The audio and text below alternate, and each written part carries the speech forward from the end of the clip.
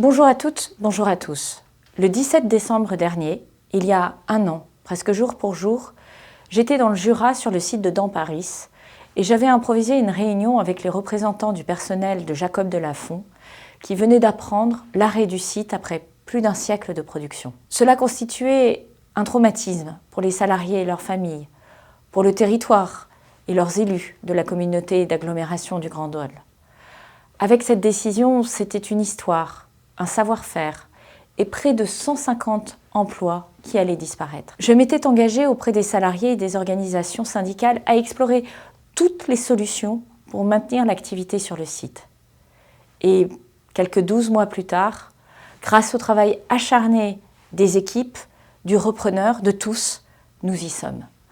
Alors, et même si je ne peux pas être avec vous aujourd'hui, je souhaitais vous dire ma fierté en ce jour d'inauguration du site La Jurassienne de céramique française par le groupe Kramer. Fierté car le site de Damparis va rester ouvert et que la détermination politique a fonctionné. Fierté car avec cette décision, nous sauvegardons la dernière usine française produisant des pièces en céramique sanitaire. Fierté encore de voir que c'est grâce à une entreprise meusienne, le groupe Kramer, que l'activité va se poursuivre à Damparis. Avec son engagement à investir 5 millions d'euros sur 5 ans, le groupe renouera prochainement avec l'effectif de 150 salariés qui était celui du site à l'annonce de la cessation d'activité. Je tiens d'ailleurs à saluer chaleureusement le dirigeant de Kramer, Manuel Rodriguez. C'est grâce à sa ténacité et sa croyance forte dans le fabriqué en France que la Jurassienne peut aujourd'hui voir le jour. Demain, dans cette usine, sera assurée la conception, la fabrication et la commercialisation de robinetteries en céramique à destination de grands groupes de la distribution française, au premier rang desquels Saint-Gobain Distribution. Avec cette décision, c'est donc un nouvel horizon qui s'ouvre pour l'entreprise, pour le site et pour les salariés.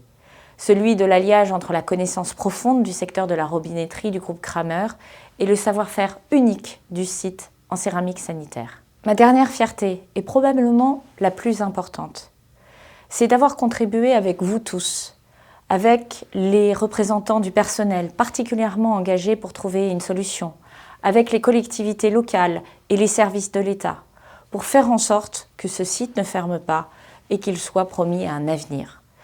Et je tiens à saluer ici le travail et l'engagement des salariés. C'est leur savoir-faire et leur excellence qui ont permis cette réussite. Je tiens aussi à saluer la présidente de la région Bourgogne-Franche-Comté, Marie-Guide Dufay, du président de l'agglomération du Grand Dole, Jean-Pascal Fischer, du préfet du Jura, particulièrement actif sur ce dossier, David Filot, et l'ensemble des services de l'État mobilisés sur ce projet. Cet engagement, notre engagement, il est très concret. C'est plus d'1,5 million d'euros d'investissement financier de l'État, notamment 550 000 euros grâce au dispositif Territoire d'industrie pour soutenir le projet et permettre cette reprise. L'inauguration de la Jurassienne de céramique française est donc la preuve que la désindustrialisation de nos territoires n'est pas une fatalité. La stratégie de reconquête industrielle que nous menons avec le président de la République porte ses fruits. Pas à tous les coups, mais on peut gagner ensemble. À force de volonté, en travaillant à tous les échelons, il est possible de maintenir et de développer des activités industrielles. J'espère avoir la chance très prochainement d'échanger autrement que par vidéo et de voir à vos côtés la renaissance de ce site. Je vous souhaite beaucoup de succès. Bravo à vous pour cette belle inauguration. Je vous remercie.